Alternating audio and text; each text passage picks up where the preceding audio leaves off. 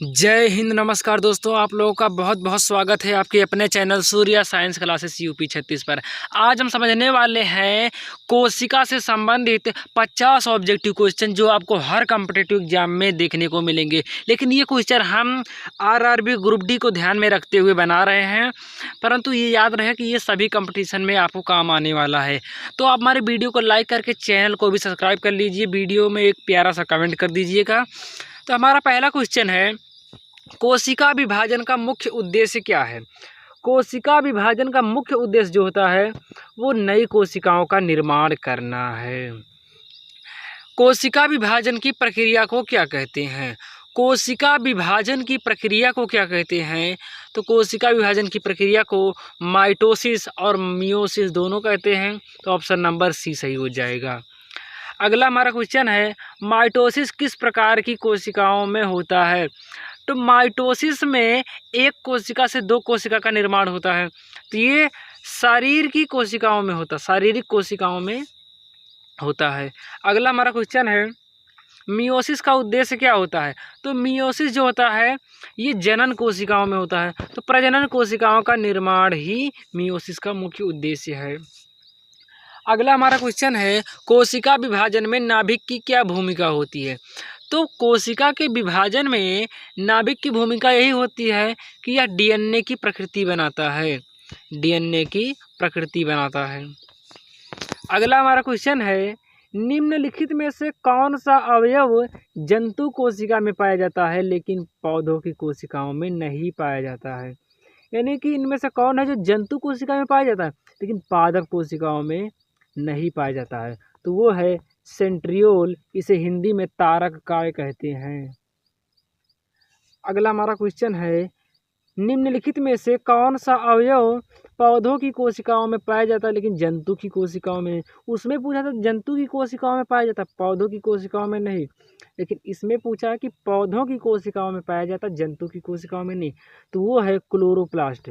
Chloroplast जिसे लवक कहते हैं, ये पादप कोशिकाओं में पाया जाता है जो प्रकाश संश्लेषण करता है। अगला हमारा क्वेश्चन है, कोशिका में ऊर्जा का मुख्य स्रोत क्या है। तो कोशिका में ऊर्जा का मुख्य स्रोत जो होता है वो ग्लूकोज है। ऑप्शन नंबर ए सही हो जाएगा। अगला हमारा क्वेश्चन है, कोशिका का नियंत्रण कक्ष कौन सा अवयव है। कोशिका का नियंत्रण कक्ष कौन सा अवयव है। तो कोशिका का नियंत्रण कक्ष जो होता है ये नाभिक होता है। ऑप्शन बी सही हो जाएगा। अगला हमारा क्वेश्चन है, कोशिका में प्रोटीन संश्लेषण कहाँ होता है। कोशिका में प्रोटीन संश्लेषण कहाँ होता है। तो यह प्रोटीन संश्लेषण की जो क्रिया होती है ये राइबोसोम पर होती है, ये राइबोसोम पर होती है। ऑप्शन नंबर यहाँ पर बी सही हो जाएगा। अगला हमारा क्वेश्चन है, कोशिका में अपशिष्ट पदार्थों को हटाने का कार्य कौन करता है। तो कोशिका में अपशिष्ट पदार्थों को हटाने का काम जो करता है वो करता है लाइसोसोम, लाइसोसोम करता है। अगला हमारा क्वेश्चन है, पौधों की कोशिकाओं में रसधानी का आकार कैसा होता है। पौधों की कोशिकाओं में रसधानी का आकार कैसा होता है। तो रसधानी बड़ा होता है और एक ही होता है। अगला हमारा क्वेश्चन है, जंतु कोशिकाओं में रसधानी का आकार कैसा होता है। तो जंतु का कोशिकाओं में रसधानी का आकार इसमें भी बड़ा होता है और एक ही होता है। अगला और 14 नंबर पे क्वेश्चन है, कोशिका का कौन सा अवयव प्रकाश संश्लेषण के लिए जिम्मेदार है। यानी कि कोशिका का कौन सा भाग है जो प्रकाश संश्लेषण के लिए जिम्मेदार है। तो वो है क्लोरोप्लास्ट यानी लवक। अगला हमारा क्वेश्चन है, निम्नलिखित में से कौन सा अवयव कोशिका विभाजन में सहायता करता है। तो कोशिका विभाजन में सेंट्रियोल, सेंट्रियोल सहायता करता है। अगला हमारा क्वेश्चन है 16 नंबर पे, कोशिका में डीएनए कहाँ संग्रहित होता है। कोशिका में डीएनए कहाँ संग्रहित होता है। तो यह होता है नाभिक में। ऑप्शन नंबर यहाँ पर बी सही हो जाएगा। नाभिक में ही डीएनए, आरएनए, गुणसूत्र तीनों पाया जाता है। अगला हमारा क्वेश्चन है, कोशिका में लिपिड संश्लेषण कहाँ होता है। कोशिका में लिपिड का संश्लेषण कहाँ पर होता है? तो smooth endoplasmic reticulum, smooth endoplasmic reticulum. अगला हमारा क्वेश्चन है, कोशिका में गोल्गी बॉडी का कार्य क्या है? कोशिका में गोल्गी बॉडी का कार्य क्या है? तो वो है पदार्थों का पैकेजिंग तथा श्रावण। अगला हमारा क्वेश्चन है 19 नंबर पे, कोशिका में क्रोमेटिन का कार्य क्या होता है? तो कोशिका में क्रोमेटिन का कार्य, क्रोमेटिन यानी गुणसूत्र का काम होता है आनुवंशिक जानकारी का संग्रह करना। अगला और 20 नंबर पे क्वेश्चन है, कोशिका में न्यूक्लियोलस का कार्य क्या होता है? तो कोशिका में न्यूक्लियोलस का काम होता है राइबोसोम का निर्माण करना। तो ये राइबोसोम का निर्माण करता है। अगला हमारा क्वेश्चन है, कोशिका में माइटोकॉन्ड्रिया की संख्या कितनी होती है? तो कोशिका में माइटोकॉन्ड्रिया की संख्या केवल 1 होती है। ऑप्शन नंबर ए सही हो जाएगा। अगला हमारा क्वेश्चन है 22 नंबर पे, कोशिका में राइबोसोम की संख्या कितनी होती है? कोशिका में राइबोसोम की संख्या कई होती है। राइबोसोम की संख्या कई होती है। अगला हमारा क्वेश्चन है 23 नंबर पे, कोशिका में लाइसोसोम की उपस्थिति में क्या होगा? कोशिका में लाइसोसोम की उपस्थिति में क्या होगा? तो अपशिष्ट पदार्थ जमा रहेगा, अपशिष्ट पदार्थ जमा रहेगा। अगला हमारा क्वेश्चन है 24 नंबर पे, कोशिका में क्लोरोप्लास्ट की अनुपस्थिति में क्या होगा? जैसे क्लोरोप्लास्ट ना हो तो क्या होगा? तो क्लोरोप्लास्ट प्रकाश संश्लेषण करता है, तो अगर क्लोरोप्लास्ट ना हो तो प्रकाश संश्लेषण क्रिया रुक जाएगी। ऑप्शन नंबर ए सही हो जाएगा। अगला और 25 नंबर पे हमारा क्वेश्चन है, कोशिका में सेंट्रियोल की उपस्थिति में क्या होगा? सेंट्रियोल जो होता है यानी तारक जो होता है, ये कोशिका विभाजन का कार्य करता है। यदि ये ना हो तो कोशिका विभाजन रुक जाएगा। ऑप्शन नंबर यहाँ पर ए सही हो जाएगा। दोस्तों ये सारे के सारे क्वेश्चन बहुत इंपॉर्टेंट है, एक एक क्वेश्चन मेहनत से ढूंढ करके इस वीडियो में शामिल किया गया, इसलिए कि क्वेश्चन को ध्यानपूर्वक पढ़िएगा। और ये सारे के सारे क्वेश्चन आप कोई भी कंपटीशन की तैयारी कर रहे हो, हर कंपटीशन में आपको ये देखने को ज़रूर से ज़रूर मिलेगा। अगला हमारा क्वेश्चन है, कोशिका में गोल्गी बॉडी की अनुपस्थिति में क्या होगा? तो गोल्गी बॉडी की अनुपस्थिति में पदार्थों का श्रावण रुक जाएगा। कोशिका के अंदर जो खराब पदार्थ होते हैं उसे गोल्गी बॉडी क्या करता है? कोशिका से बाहर ढकेलने का काम कर देता है। तो अगर गोल्गी बॉडी ना हो तो पदार्थों का श्रावण यानी कि अपशिष्ट पदार्थों का श्रावण रुक जाएगा। अगला है, कोशिका में राजधानी का कार्य क्या नहीं है? यानी कि कौन सा कार्य राजधानी का नहीं है? तो राजधानी जो होती है वो भंडारण भी करती है, कोशिका का संतुलन भी करती है, अपशिष्ट संग्रहण भी करती है, लेकिन ऊर्जा उत्पादन नहीं करती। ऊर्जा उत्पादन तो माइटोकॉन्ड्रिया करता है। अगला हमारा क्वेश्चन है, कोशिका में माइटोकॉन्ड्रिया का आकार कैसा होता है? कोशिका में माइटोकॉन्ड्रिया का आकार गोल या अंडाकार होता है। अगला हमारा क्वेश्चन है, कोशिका में क्लोरोप्लास्ट का आकार कैसा होता है? कोशिका में क्लोरोप्लास्ट का आकार कैसा होता है? तो कोशिका में क्लोरोप्लास्ट का आकार ये जो होता है गोल तथा अंडाकार। ऑप्शन नंबर ए सही हो जाएगा। अगला और 30 नंबर पे क्वेश्चन है, कोशिका में राइबोसोम का कार्य क्या नहीं है? यानी कि कौन सा कार्य है जो राइबोसोम का कार्य नहीं है?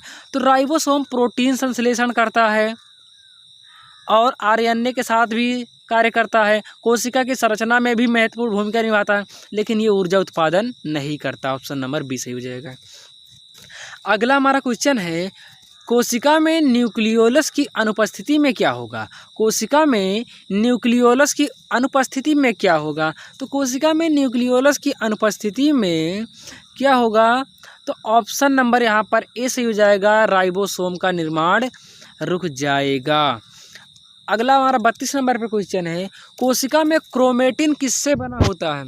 कोशिका में क्रोमेटिन यानी कि गुणसूत्र किससे बना होता है? तो ये डीएनए और प्रोटीन से बना होता है।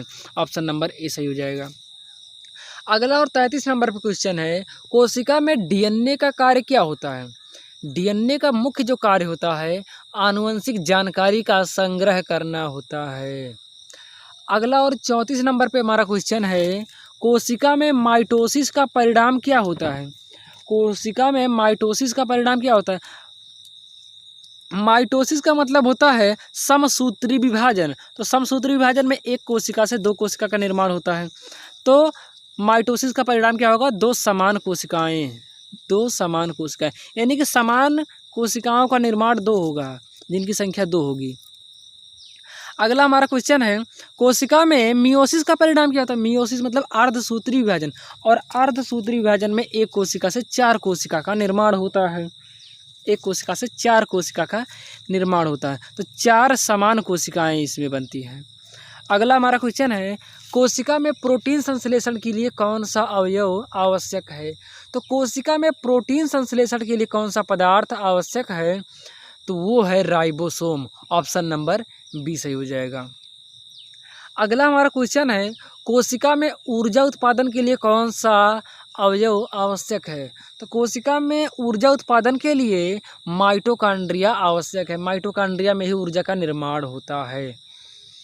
अगला और 38 नंबर पे हमारा क्वेश्चन है, कोशिका में पदार्थों का पैकेजिंग और स्राव किसके द्वारा होता है? तो पैकेजिंग और स्राव गल्जी बॉडी के द्वारा होता है। ऑप्शन नंबर सी सही हो जाएगा यहाँ पर। अगला और 39 नंबर पे क्वेश्चन है, कोशिका में अपशिष्ट पदार्थों का पाचन किसके द्वारा होता है? अपशिष्ट पदार्थों का पाचन लाइसोसोम द्वारा होता है। लाइसोसोम क्या करता है? खराब पदार्थों को नष्ट कर देता है। अगला और 41 नंबर पे क्वेश्चन है, कोशिका में सेंट्रियोल की अनुपस्थिति में किस में होती है? एक मिनट, कोशिका में सेंट्रियोल की अनुपस्थिति किस में होती है? सेंट्रियोल यानी तारक काय, और तारक काय जो होता है ये पौधों की कोशिकाओं में नहीं पाया जाता है। तो वही पूछ रहा है कि कोशिका में सेंट्रियोल की अनुपस्थिति किस में होती है? तो पादप कोशिकाओं में, पौधों की कोशिकाएं में।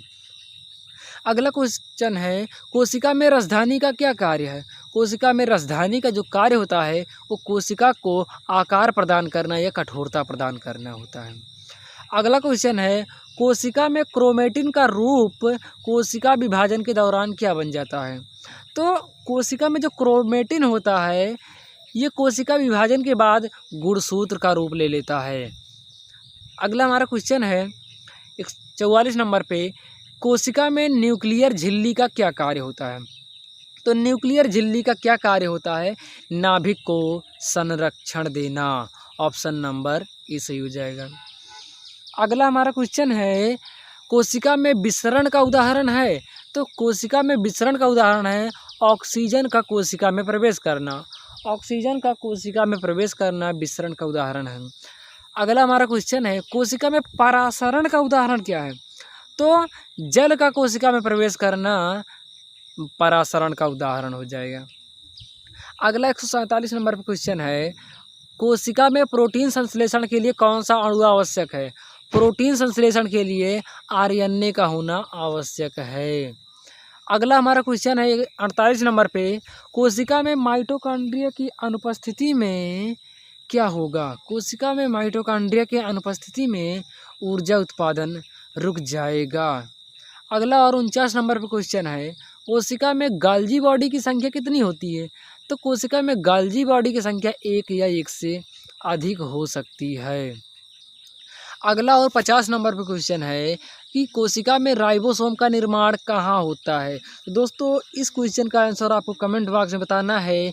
मिलते हैं नेक्स्ट वीडियो में नेक्स्ट टॉपिक के साथ, तब तक के लिए धन्यवाद। जय हिंद, जय भारत।